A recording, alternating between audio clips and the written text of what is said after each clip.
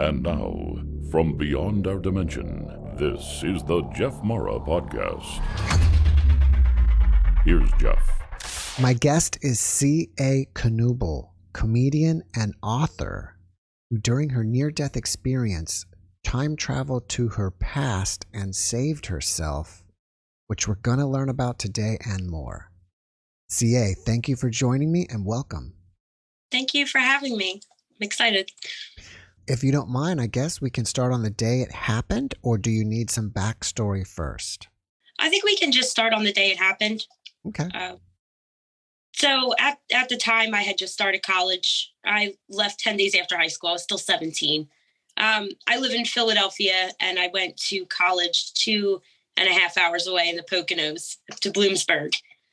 And it was kind of the first time I was, not underneath my mom's wing. I had 2 older sisters, so I was always, kind of living in their shadow. And this was the time for me to kind of step out and be great, I used to sit outside of the coffee shop because it was next to the library a lot, just because that kind of kept me on track. I love to read, so I was always around books, and it kept me distanced from, my roommate and stuff so that I could get my work done.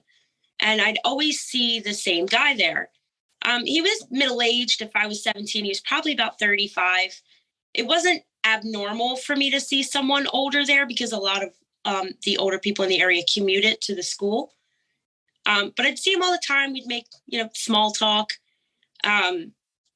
just a regular guy. But I noticed now when I look back that should have been a red flag that he was always there when I was there.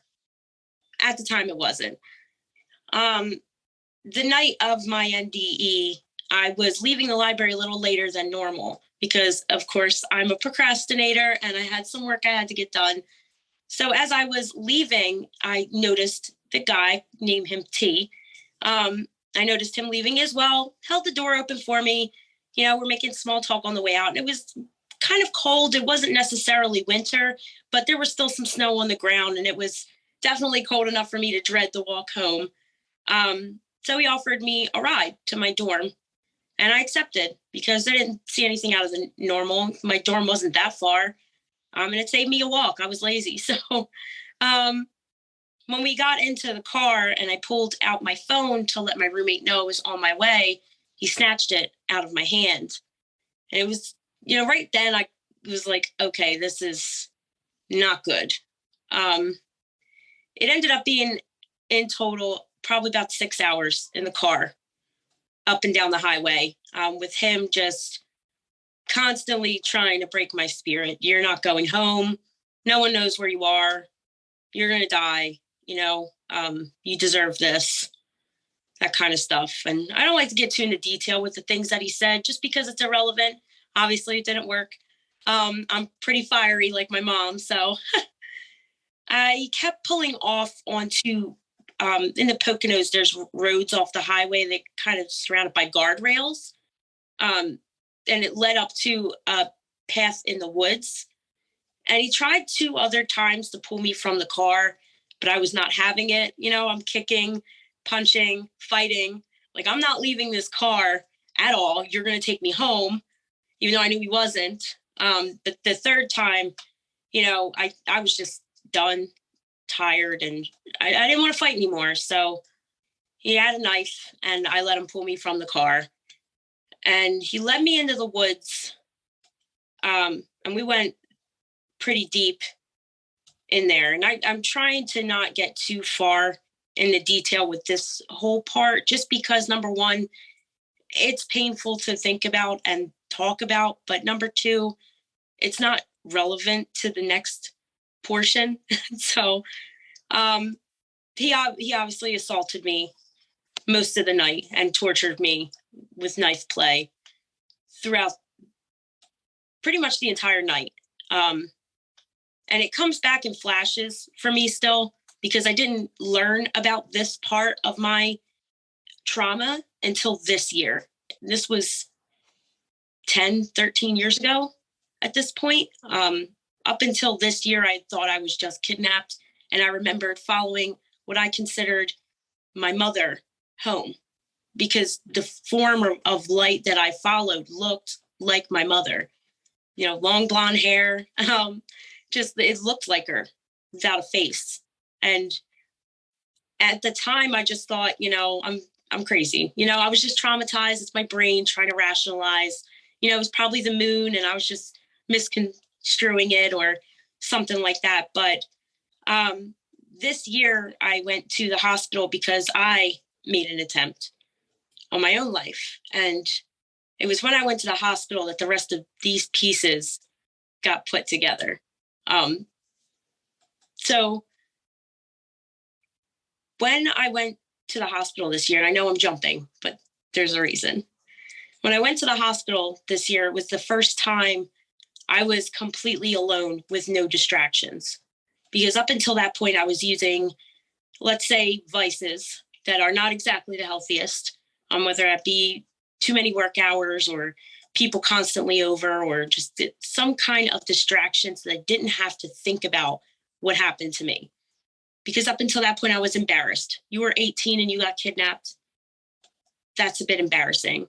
But when I went to the hospital, there was no distraction. It was just me in an empty room for over 30 hours. And when I first got in there and they asked me if I wanted to sign myself out, because I could have, I started smelling trees. And for me, I have psychosis. So I hear music a lot. That's my symptom. I like to explain it this way. It's kind of like a boss battle in a video game. When you're entering a boss level and you start hearing that faint music, and that's kind of how that's kind of how mine is. It gives me that indicator that I'm feeling some kind of very strong emotion. So as soon as I got into the hospital, I started smelling trees and I started hearing music that was not normal to what I'm used to hearing. And I'm like ready to sign that paper to go home. And I'm like, this isn't good. This is not good. And I dropped the pen and stayed. And I triggered for over 30 hours. I could not tell you what I did in that hospital because I was not there. And this is kind of where I fully, wholeheartedly believe that I went back, because it was during that time that I just remember sitting down in the chair and then I was gone. I was in the woods, and it was right back to the knife point leading into the woods where he had a knife against my stomach and a hand gripping my hair. And I'm watching myself with this man go into the woods. So I wasn't even watching it like I was there. I was watching it like I was watching a Lifetime movie on TV I didn't ask to see. So when I watched the attack, obviously there was some pretty deviant things, let's say, after that lasted for a really long time. And honestly, I think that was kind of the hardest part, was to watch that, because I was just a little kid to me. To see yourself in that position, you just look pathetic. That's how I think of it. It wasn't my fault, but you look pathetic and you hate seeing yourself like that. And during my attack, he basically, like a villain story, laid out exactly why I ended up there. And I just remember he had an obsession with my hair. He kept brushing leaves out of my hair after he was done attacking me. And mind you, I'm laying there, my eyes are closed, and I'm basically pretending that I do not exist, because I knew at that point in time that I was probably going to die and there was nothing I could do. And when I am watching this and I'm watching him pull leaves out of my hair, he kept calling me baby and babe. And I still hate that word to this day. Every other word was babe. And basically he laid out how he had a flat tire when he was dropping something off for his mother at the school. And he saw me. And during the time he was watching me, I did not touch my phone at all. Nobody came to talk to me. I was an easy target because no one would be looking for me. And he wasn't wrong. Nobody knew where I was. Nobody even asked any questions when I got back because nobody was there. But after the attack, he was leaning over me still and just brushing stuff out of my hair. And he mentioned my mother. And this is kind of where everything turned to my favor. Because number one, my mom is a very, very headstrong, tough woman. So when you mention her to me, and I'm, how we laid it out was, what would your mother think if she could see you now? And that's exactly what you don't say to someone like me, because it literally fueled a fire in me and completely, I was ready to give up at that point. I had given up. And then he mentioned my mother, and I'm like, wait a minute, I can't die here. There are people waiting for me. Like, my mother would never go down like this. And it just started my blood boiling. And, I'm watching this from, I don't even know where, because I can't explain it. Because in reality, I'm in a hospital room 13 years ahead of time.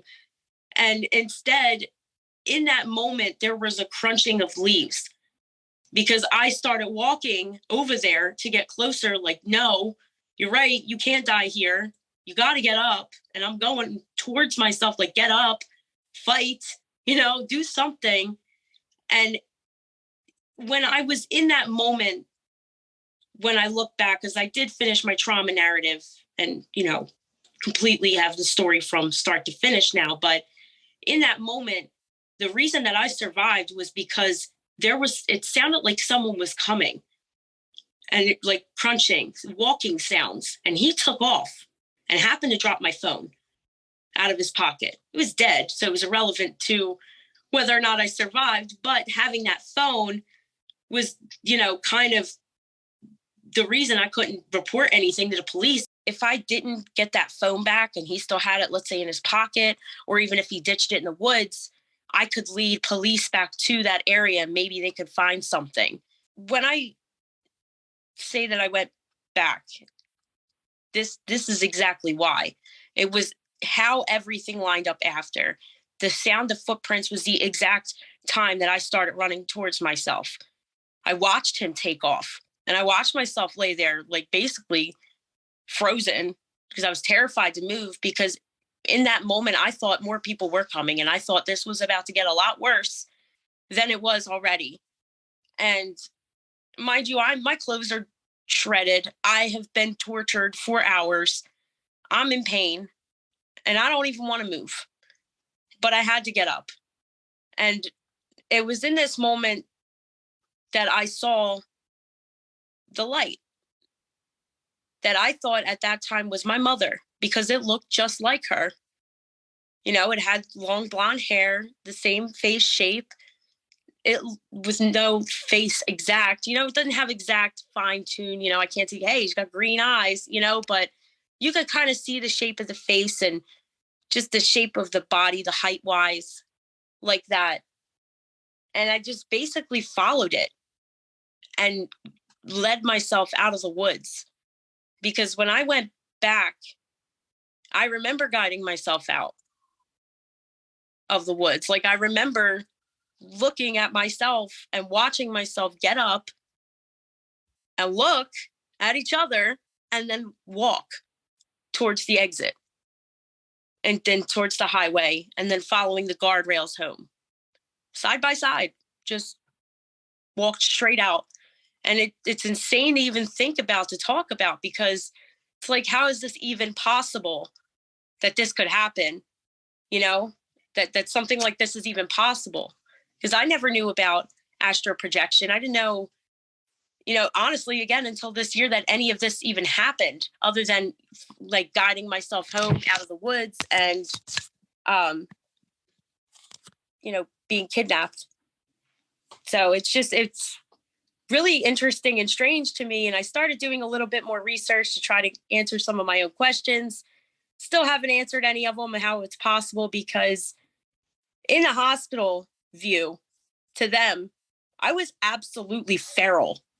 I was literally seeing and feeling and smelling and experiencing things that were not there, to the point where after 30 straight hours, because that's how long this existed in the present day, they had to put me out, because they just could not handle it, whatever I was going through or whatever I was experiencing, because I have absolutely no memory of that time in the hospital.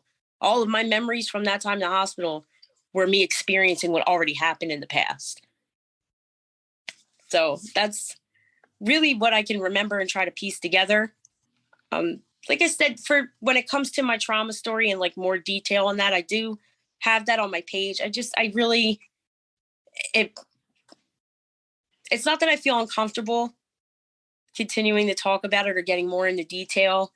It's just, I feel like it's not the most important part when it comes to the NDE portion of it.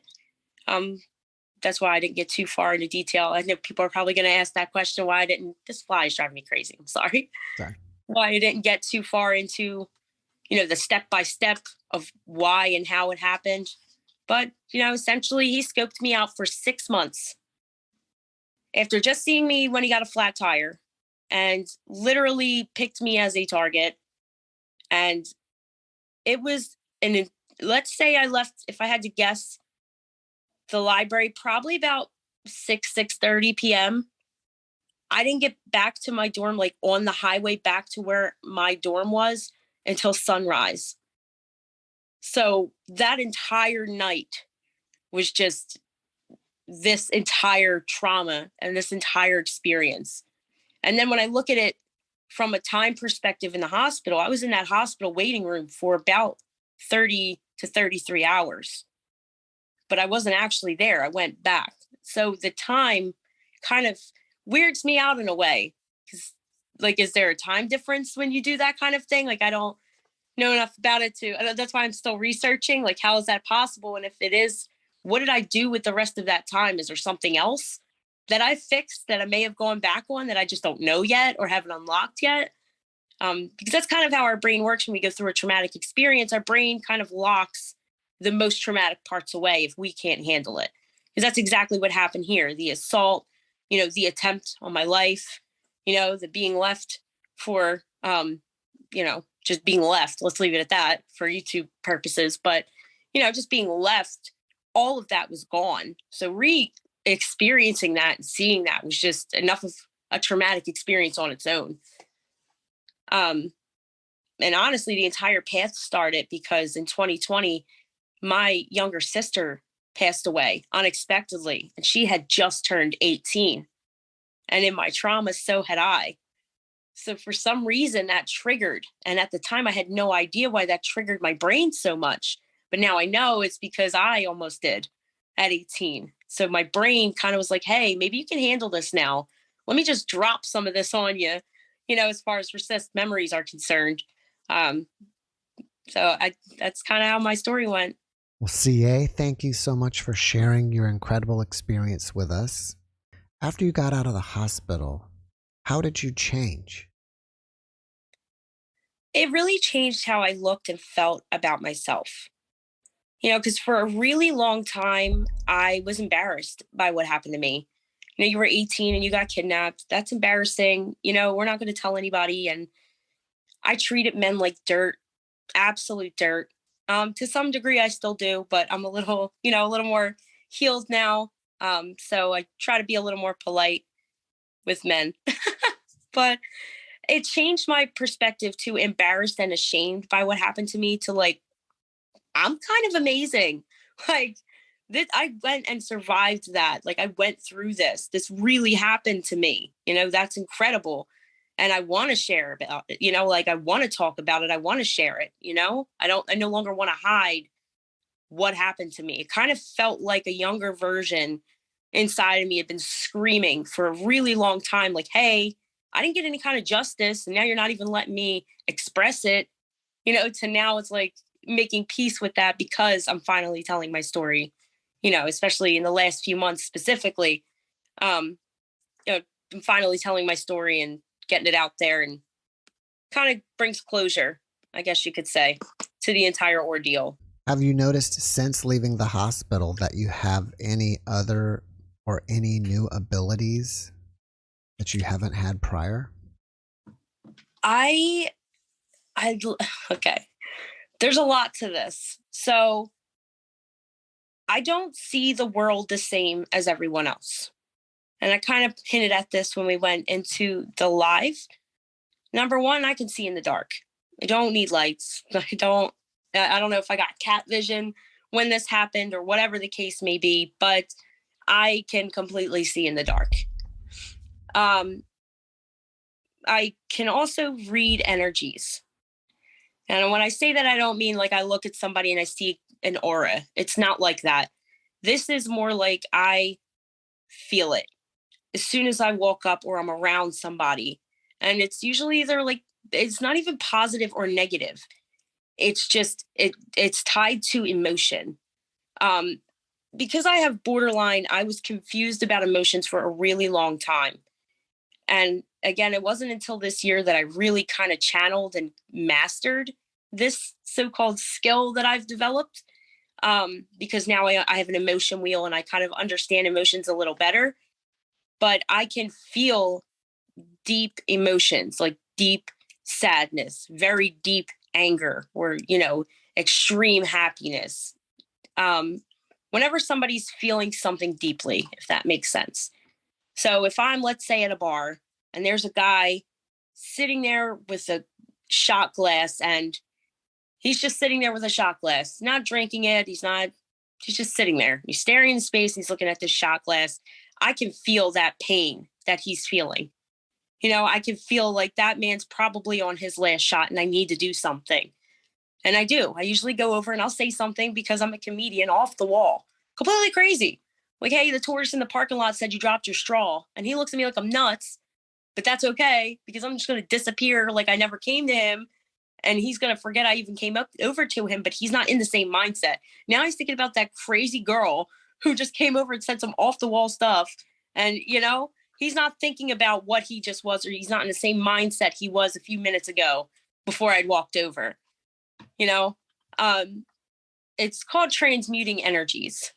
And I've really learned to master it in the last year or so, to the point where it's now kind of fun for me to do so, just because people are angry and, especially people get into altercations with me. I'm transferring all that energy and it's frustrating to the spirit. It really is when you're really angry with someone and it's not working because it's a constant deflection of that negative energy.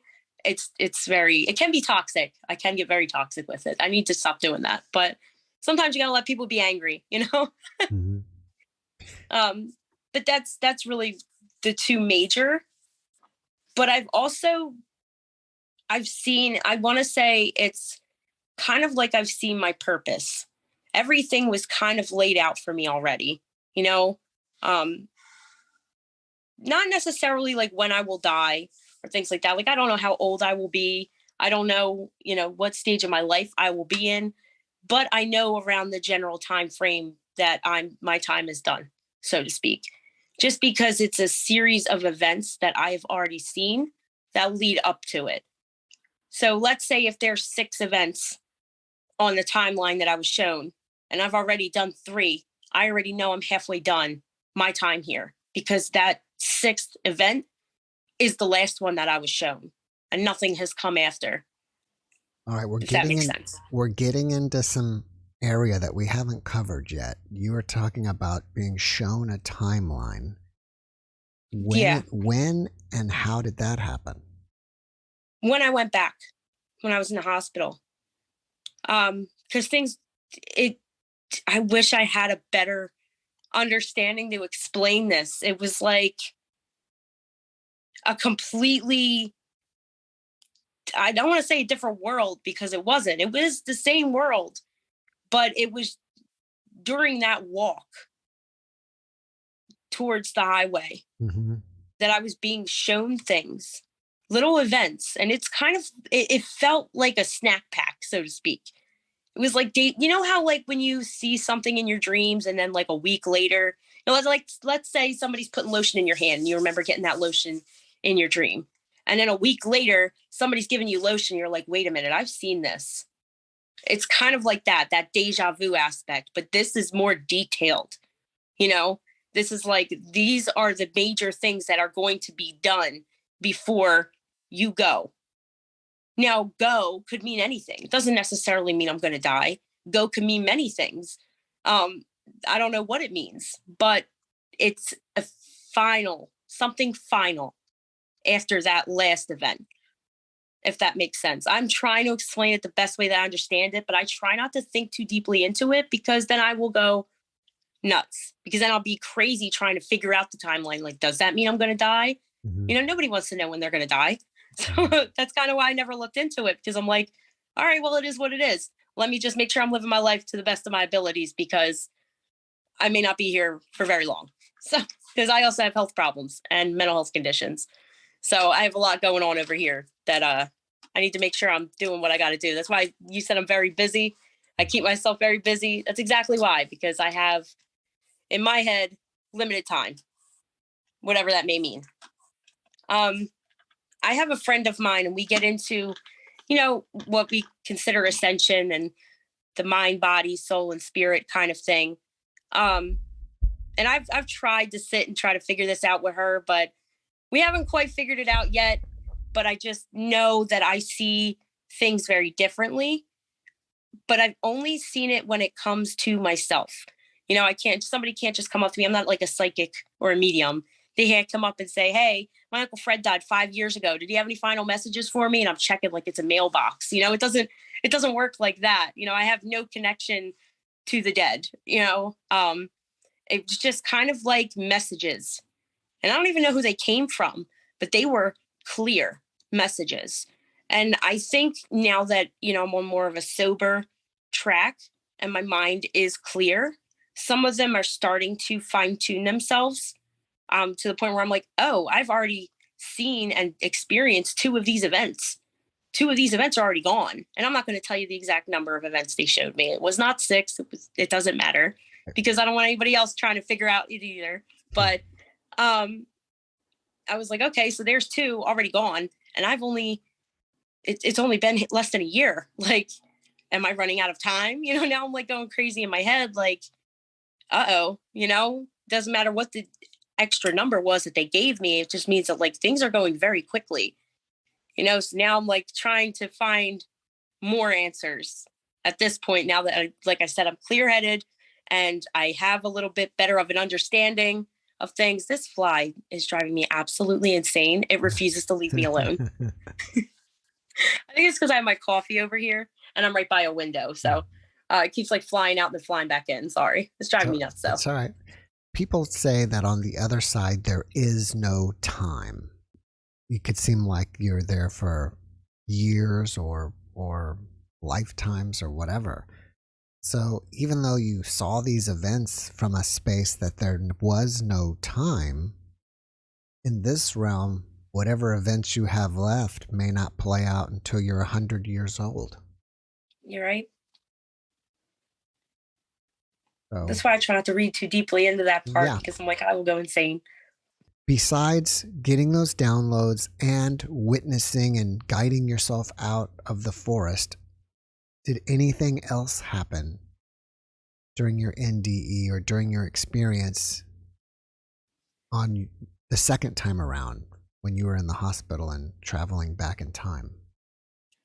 I mean, even when I went and I did my trauma narrative and I went back and basically relived it from my self perspective, not the outside hospital part, I still don't remember that walk for the most part to the highway through the woods.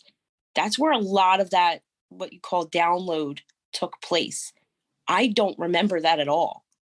I remember the highway and walking down the highway. In real time, do you remember the walk? In real time, I remember like the smells and the feelings and like the guiding, but I don't remember much else, because this is where I was getting those scenes. Kind of like they say your life flashes before your eyes. It was literally like that, but it was my future. And I wasn't dying that I know of. I was in pretty bad shape. Don't get me wrong. Like it was a hit or miss for a little bit, whether or not I'd actually get back, because it was a long walk and I had no shoes. But it was kind of like I saw my life in events, major events, just flashed before my eyes during that time. specific faces, specific areas that I can't quite recognize because I had never traveled at this point. I'd never even been out of the tri-state area, you know, but places that now I recognize, you know, when my little sister initially passed in October of 2020, in January, I went to Arizona. It was the first time I just hopped on a plane and flew across the country. That was one of the events because it was a turning point in my mentality as an adult. And this was before I even went to the hospital and went back. But I know now this was one of those events. So that's kind of what I mean. Like, I know specific places that I've been more recently that are part of that timeline that I've already seen that I just didn't know was an actual place, you know, because I had never been out of the area and I've never been much of a traveler in my experience or my youth. So do you think it's possible that you've changed your future? And what I mean by that is, since you went back and re-experienced all those things, that now those future events that you think are going to happen are now not going to happen. see that I want to say that the things that I've seen are an indefinite. They cannot be changed. They are a definite, because a lot of it surrounds death or new life or things like that. Now, as far as places, those can absolutely change. But as far as the events that I've seen, there's such a I don't know, a final, if that makes sense, like such a definite end or start that I don't think that could change because that's not up to me. It's just something that I'm going to experience, if that makes sense. Mm-hmm. Yeah, I understand that. I guess what made me think that is seeing yourself go to Arizona was something that happened before you got the download, right? Yep. So I was thinking that, well, maybe the other downloads were just something that could happen, but now it's possibly changed, or the future is possibly changed and they won't. I mean, it could. As far as I know, I want to say no, just because the trip to Arizona was fueled by the death of my sister, something final. Mm-hmm. And it was something that was going to happen no matter what, because I was losing my mind, literally. So I had to get away. As far as where I went, that could have changed, absolutely. But I think giving me that download first kind of made it like, okay, I've already done this. You know, why am I getting this? And that's when I first thought it was that situation where you see your life flash before your eyes. And I'm like, that doesn't make sense because I know I've already survived this. So why am I seeing this? Like, this is something that already happened. But I think when I think back to it, it was more like, let's show her something she's already done to let her know what's coming next will absolutely happen too. You know, in that sense.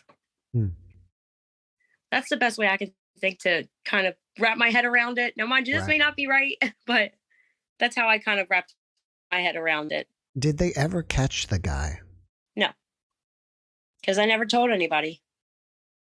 And the reason that I didn't tell anybody was, you know, I mentioned it earlier, I didn't know who this man was.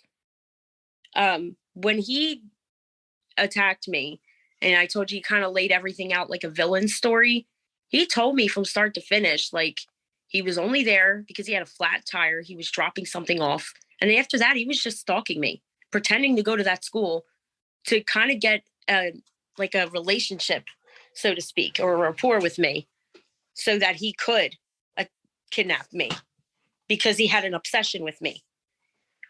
He kept, sorry, I wanted to switch areas because that fly was driving me nuts. He kept mentioning Rapunzel. It's like the hair, the golden hair. It seemed like he was, I don't want to say uneducated, but he didn't have normal speech patterns. You know, he said babe every other word. He was clearly very unhinged.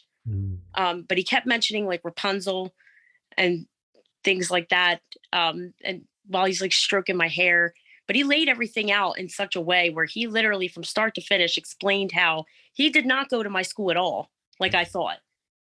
He never went to my school. He was literally just stalking me because of his obsession with me, because he wanted to find that moment where he could kidnap me. Because at one point, and this is where it really hit for me. And sorry. When I met him, I was already inside of the library. Like, I'd seen him around outside, but we hadn't established a rapport yet. When I first actually officially met him, I was coming out of the bathroom and I dropped a book. And there's kind of like a little area by where the staircase is, where the bathroom is. He was in that area walking out and picked up my book and handed it to me. And we started a conversation. And this is where it like kind of really hit home for me, because this was the part in the conversation that he explained, I'm so happy you dropped your book that day because I was waiting for the chance to talk to you, because he had been stalking me and watching me, like he obviously couldn't control me dropping the book. That just happened, but he was just waiting for that opportunity to be able to have that conversation with me. Because now after that, every time you see him, it's a wave, or a hey, or a how you doing? There's no way that I could have reported it to the police, because I don't know if anything he told me was true. I couldn't even trust my memory for the color of the car. There was nothing that was left behind, or, could I have gotten a attack kit? Yes, absolutely. I could have. But I was barely 18. I didn't know anything about any of that. And, by the time I didn't even know any of that happened, because when I got back to my dorm, I literally took a shower and went to sleep. I had no memory when I woke up of that portion of my attack. So even if I wanted to get a kit, I didn't know to get it. So there was no way for me to even pinpoint to tell police who this man was, where to find him, or what happened. Mm-hmm. How did you get back to your dorm? I walked. Oh, wow. The entire way down the highway. Yep. And I have an affinity for the sunrise now, because when I was on my way back, the sun had just started to rise when I got back into a familiar area, like around the area of, let's say, the library, or nearing towards the actual campus of my school. So it was kind of like, they say like sunrise is a new beginning. And that's kind of what it felt like, like I made it, like go me. Because I remember bits and pieces of that walk just because it was very painful. I had no shoes, really. My shoes were trashed. And I wasn't wearing like, hey, we're going to walk for several miles kind of shoes, My clothes were just like tattered. They were just wrecked. I was covered in who knows what. My hair was probably the nicest part, because he picked all the dirt out of my hair. So that was probably the nicest, well put together part of my person by the time I got back. But nobody was home when I got back to my dorm. My roommates stayed out a lot. We were in college. They're out drinking. They're out with friends. They're out doing things. Nobody was there. So they didn't ask any questions, because it wasn't abnormal to not come home all night. It wasn't abnormal for me to go to sleep for a long period of time, because I was probably up the entire night before, which I was, but not in the sense that they were thinking, So it was just a really long walk. And I remember, because there's a Robert Frost poem for the woods. And it was the same line from that poem. Like, I kept repeating it over and over and over again in my head. And I don't know why, because I think at that point I only read that poem maybe once or twice in high school. And it was just really strange to me. And I'm trying to think of the actual name of the poem. It's like through the woods on a snowy night, or something like Is that. it like The Road Not Taken, maybe? Yeah, maybe. I'd have to double check. I can't think of the name of it offhand. Mm-hmm. But the line in the poem is, the woods are lovely, dark, and deep, but I've got promises to keep and miles to go before I sleep, and miles to go before I sleep. And it was that part that I kept repeating it over and over and over again, to the point where now as an adult, I'm like ready to get it tattooed on my body, just because it has such a significant meaning to me every time I hear it now. Because again, I have no idea why at this time, this random part of a 1922 poem that I've only read maybe once in my life came so vividly and so clearly to me over and over again. It's just so strange to me, and it still is. I still have no reason for that or explanation for it. Since you left the hospital, have you had any other out-of-body experiences? No. Any because other... Sorry. Oh, that's okay. I was going to say, what about any other supernatural experiences? Honestly, no, because even when I did my trauma narrative and I finished my trauma narrative and I went back and I unlocked fully all of those recessed memories of what happened to me, it wasn't even like an out-of-body experience. It was literally just me reliving it again, from my point of view, for what I could relive anyway. Because like I said, there's some parts where in the woods and stuff, I don't know what happened. And I don't remember that part. Just either I didn't unlock yet, or I'm just not supposed to know, or I'm not really sure. But I haven't really had any kind of, let's say, supernatural or out-of-body experience since then. I've really fine-tuned details on things I've already seen from those events, but that's about it. Things have kind of hit what I like to call a happy normal. So, and I'm grateful for it. All right. Well, after watching this podcast, people may want to reach out to you. Are you up for that? Yeah. What's the best way to contact you? Well, I have all social media platforms, or my website has a contact me form. Somebody can just submit there too. What's your website? It's Christyann. It's ChristyAnn at Kanooble.com. It's Kanooble. Do you have a YouTube channel or a Facebook page? All of my social medias and my YouTube are under the letter C, the letter A, and Kanooble. Are you working on anything that you want us to know about? Well, since my trip to the hospital and my diagnosis with a few mental health conditions, I've been working on a mental health project where I conduct interviews with people around the world with different mental health conditions to kind of give an in-depth look at what life is like with those. That's at mentallyKillproject.org. And I'm also working on a book for my trauma with all of this in there that I'm hoping to launch within the next 2 years. So, other than that, I do comedy up and down the East Coast, and I have my business, and that's about it. Do you have any dates that we can let people know where to find you? Well, I will be posting them on my website. I'm waiting for the flyer. For right now, I try not to do more than 2 shows in a month, just because I have so many other things to do. I believe it's November 16th is my next show, but I'll post the flyer to my website as soon as I get it. All right. I think your story would make an amazing movie or television movie. Yeah, I wrote a little like a silent film for it. I'm working on filming that. I'd like to take that to a film festival to start. I'm okay with it being on a film adaptation as long as it's not on Lifetime. Mm-hmm. Just because it felt so much like a Lifetime movie, I couldn't pause in the moment. Mm-hmm. I can't. I cannot. Well, who do you think would be best to play you? To play me? Mm-hmm. Oh boy. Wow, that's a really good question. Or who would you like to see play you? Emma Watson. Emma Watson. Is that the one? I think she'd do a fantastic is she job. From Harry Potter? She is. Yeah, she also was in Little Women.